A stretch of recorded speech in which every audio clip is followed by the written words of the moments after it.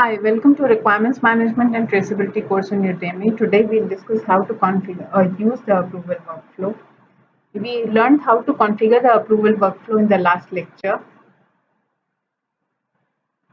So what is approval workflow? Approval workflow means when a change is made in a requirement, build a bridge, it needs to be approved by top management, project manager, developer, tester. So we need to first configure the approval workflow, then use the approval workflow. So we'll jump into the tool and see how to use the approval workflow.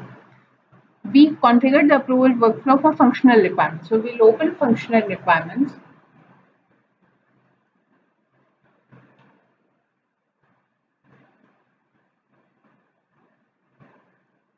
We'll click on draft submit for acceptance in this requirement. We'll click on accept and reject. Either we can give approval notes, accept or reject, or we can bypass an approver, or we can bypass a role, or we can bypass all to final approved. Now in this case, I'll bypass all to final approved. We need to give explanation. I'll bypass all to final approve.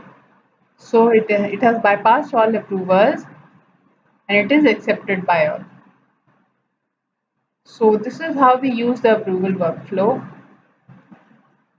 Try practicing how to configure the approval workflow and use the approval workflow. That's all for now. Bye bye.